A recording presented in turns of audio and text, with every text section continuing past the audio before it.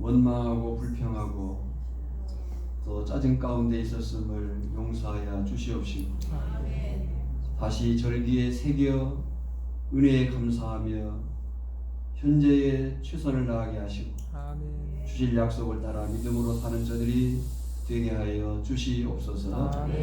물질을 드렸습니다. 우리의 소유가 하나님의 것인 줄을 고백합니다. 받으시며 쓰이는 곳에 주의 큰 역사 있게 하시고 또 수고한 그 눈물과 수고와 땀을 주께서 아시오니 선한 것으로 넘치게 하여 주시옵소서. 예수님의 이름으로 기도하옵나이다. 아멘. 오늘은 맥주 감사 주일, 맥주 감사절의 교훈이라고 하는 제목으로 함께 말씀 나누기를 원합니다. 이스라엘 백성들이 출애굽해서 약 2개월 걸려 시내산에 도착합니다. 그곳에 머무는 동안 1년여 머물며 율법을 받습니다. 시내산을 출발해서 가데스 바네아에 도착해서 가나안을 정탐했지만 불신과 불순종으로 저들은 바란 광야에서 38년을 방황합니다. 정체성과 사명, 곧 내가 누구인지와 어떻게 살아야 할지를 잊어버리면 우리도 먹다 죽는 인생이 될 수 있다는 교훈을 찾을 수 있습니다. 모세, 여호수아, 갈렙을 제외한 출애굽 1세대들이 죽고 이제 바란 광야를 떠나 모압 평지에 도착했습니다. 그 모압 평지에서 마지막 사명을 남겨놓은 모세가 출애굽 2세대들에게 세 편의 설교를 합니다. 그것이 신명기서였습니다. 창세기 12장 이후 하나님의 특별한 선택을 받은 그들이 민족을 이뤘고 법과 땅을 가졌습니다. 명실공히 하나님이 아브라함에게 약속하신 나라가 만들어진 겁니다. 하나님은 그런 그들이 전적으로 하나님만 섬기며 자신들이 누구인지와 어떻게 살아야 할지를 잊지 말라고 제사와 절기를 주셨고 그것이 거룩한 민족 이스라엘 백성들이 반드시 지켜야 될 3대 절기, 유월절, 맥주절, 초막절입니다. 보십시오. 40년 광야 생활을 끝내고 가나안에 들어가 지파별로 땅을 분배받았습니다. 그리고 그 땅에 씨를 뿌리고 곡식을 거둘 시기가 되어 보리와 밀을 거두었습니다. 그들은 애굽에서 노예 생활하던 자기들을 구원하여 안식을 누리게 해주신 하나님께 감사하지 않을 수 없었습니다. 그래서 절기를 지키라는 하나님의 명령에 따라 하나님께 첫 열매를 드리며 은혜에 감사하고 있는 절기가 맥주절입니다. 그렇다면 이 맥주절이 당시 이스라엘 백성들에게 지금 우리에게 주는 교훈이 무엇이겠습니까? 2020년 다시 맥주 감사주의를 보내면서 이 사실을 묵상하고 함께 은혜 나누기를 원합니다. 첫째는 과거를 잊지 말라는 교훈입니다. 신명기 6장 12절에 보면 너는 조심하여 너를 애굽 땅 종되었던 집에서 인도하여 내신 여호와를 잊지 말고. 무슨 얘기예요? 이스라엘 백성들이 약속의 땅 가나안에 정착하였으나 과거 애굽에서의 노예 생활과 광야 생활의 어려움을 잊지 말라는 겁니다. 흔히 주변을 보면 많은 사람들이 어려운 과정을 헤쳐나와 현재의 생활이 풍족해지면서 지난 날을 잊어버리기 쉽습니다. 우리 속담에 개구리 올챙이 적 모른다고 언제 그랬냐 싶게 교만해지고 감사를 잊어버리는 경우가 있습니다. 그래서 하나님께서는 이스라엘 백성들에게 가나안 땅에 정착하지 말고 그 가나안 정착에 만족하지 말고 과거의 어려움을 거울 삼아 더욱 열심히 살아가기를 바랐습니다. 본문 16절에 보면 맥추절을 지키라. 이는 너희가 수고하여 밭에 뿌린 것의 첫 열매를 거둠이니라 라고 했고, 또 신명기 16장 9절로 12절에 보면 맥추절 곧 77절을 지키라 는 명령과 함께 이렇게 말씀을 하십니다. 12절에 보면 너는 애굽에서 종되었던 것을 기억하고 이 규례를 지켜 행할지니라. 여러분, 과거에 우리가 어떠한 생활을 했다는 것, 특히 그 시절에 어려움을 겪었다는 것을 잊지 않고 기억한다는 것은 매우 중요합니다. 왜냐하면 지혜로운 사람은 과거의 어려움의 때를 잊지 않고 현재를 바르게 겸손하게 살아갈 수 있기 때문이고, 그 사람에게 미래가 가능하기 때문에 그렇습니다. 물론 이것은 단지 생활이 어려움만을 말하는 것은 아닙니다. 옛날에 가난했으니까 지금 성실하게 살고 그래야 나중에 잘 산다, 단지 그 개념이 아니에요. 지금 여기서 과거를 잊지 말라는 것은 저들이 출애굽, 과거 죄로부터 구원받은 그 사실, 종으로 매여있던 그 자리에서 해방된 그 사실을 잊어버리지 말고 현재 너희가 하나님의 거룩한 백성으로 살아야 된다. 그럴 때에 장차 영생을 누리는 영광이 주어질 것이다. 그것을 잊지 마라. 아멘. 이것이 맥추절에서 얻을 수 있는 첫 번째 교훈입니다. 두 번째로는 받은 은혜가 크고 감사하다면 현재를 책임 있게 살아야 한다는 것입니다. 신명기 8장 12절로 14절의 말씀을 보면 내가 먹어서 배부르고 아름다운 집을 짓고 거주하게 되며 또 내 소와 양식이 번성하며 내 은금이 증식되며 너의 소유가 풍부하게 될 때에 내가 아름다운 집을 짓고 내 재산이 불어나고 내 은금이 증식될 때, 풍부해질 때 내 마음이 교만하여 내 하나님 여호와를 잊어버릴까 염려하라. 여호와는 너를 애굽 땅 종되었던 집에서 이끌어내시고 너를 인도하여 그 광대하고 위험한 강야 곧 불뱀과 전갈 있고 물이 없는 간조한 땅을 지나게 하셨습니다.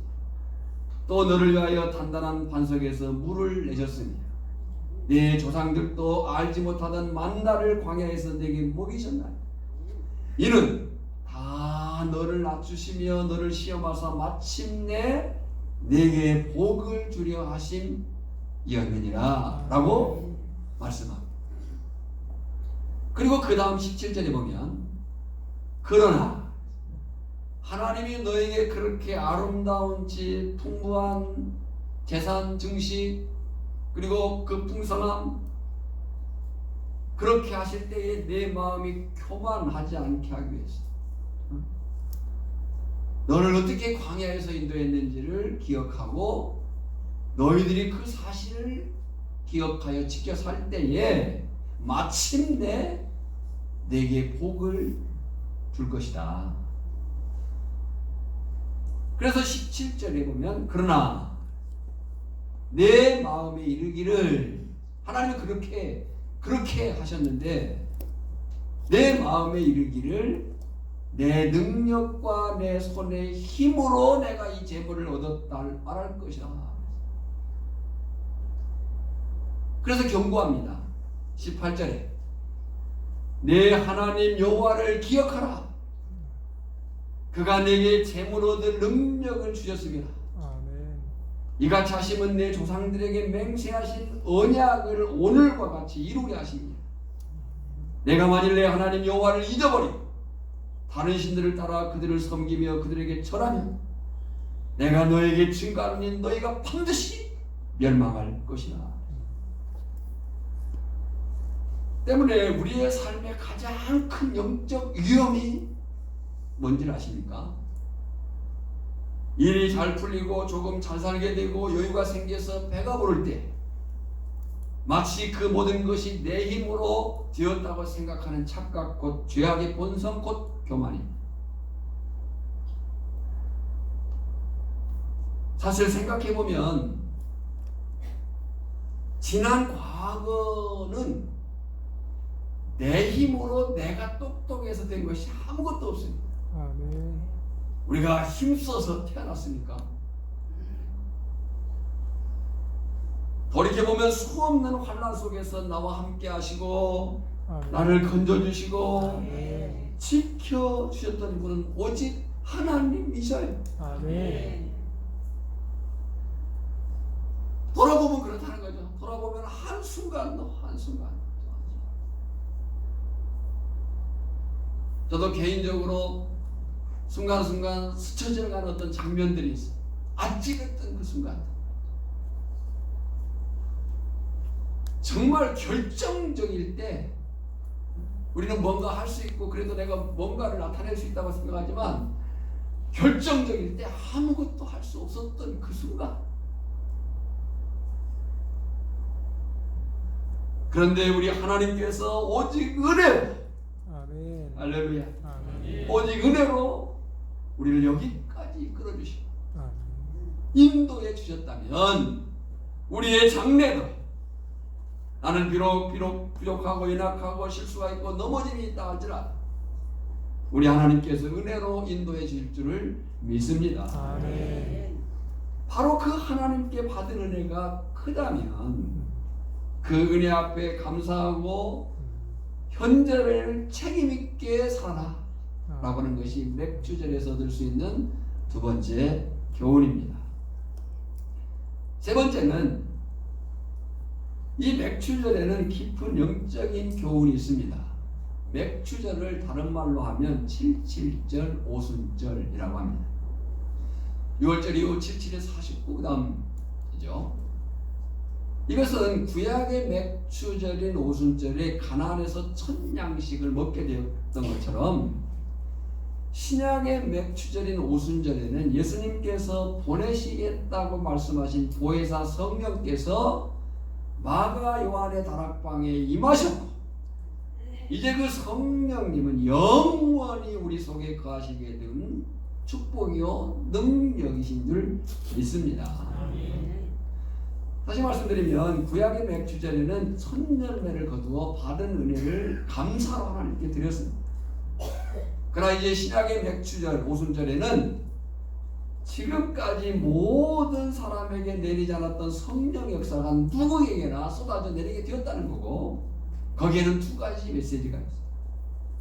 먼저는 하나님께서 우리 주신 은혜에 감사하며 현재를 책임져 살면 하나님께서는 저나 여러분에게 더 큰 은혜와 축복을 주신다는 거예요. 할렐루야.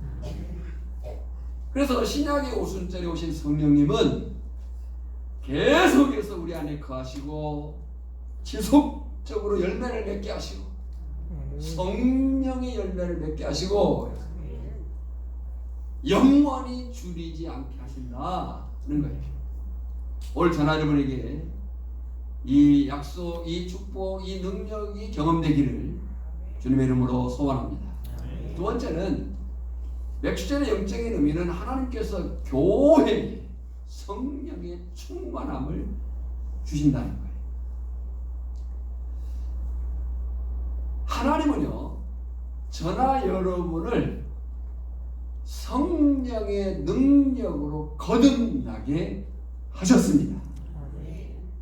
저나 여러분이 중생, 이 거듭남은 우리의 힘으로 육적인 일로 되는 일이 아닙니다.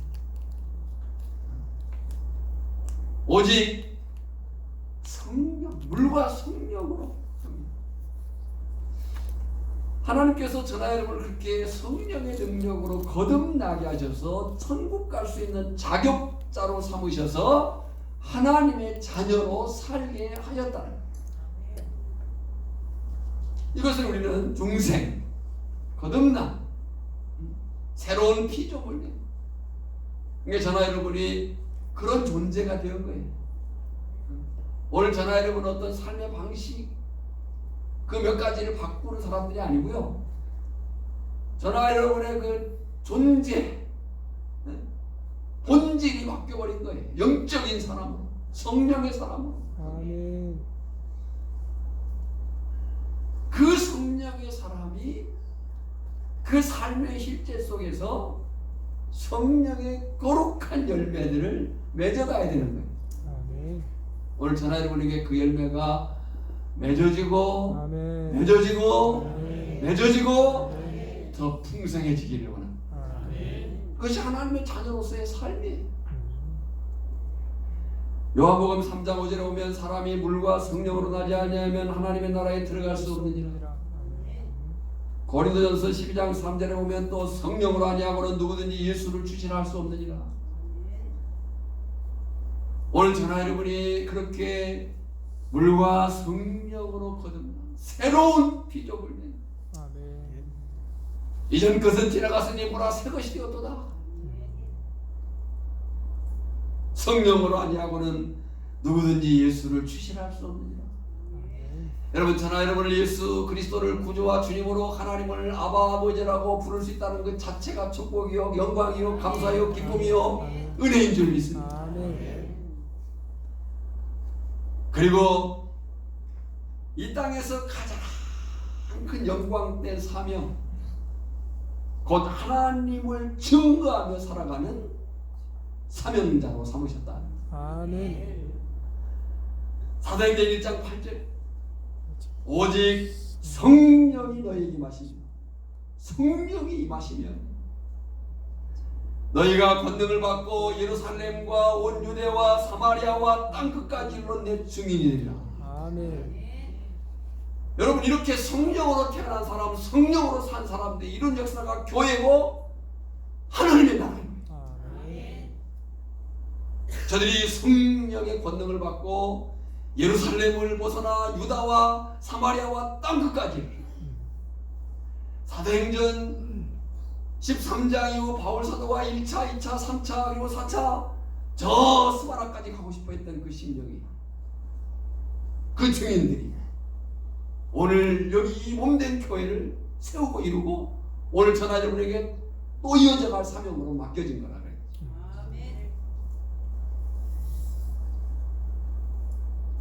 이런 사실을 깊이 깨달은 사도 바울의 고백이 뭡니까? 나는 만삭되지 못한 자 같다. 그런 사회다. 사도 중에 가장 작다.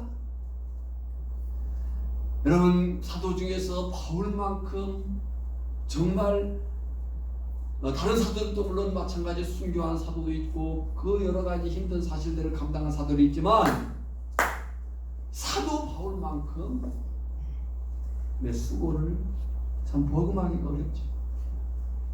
그런데 사도 바울이 뭐라고 말해요? 사도 중에 지극히 작은 자다.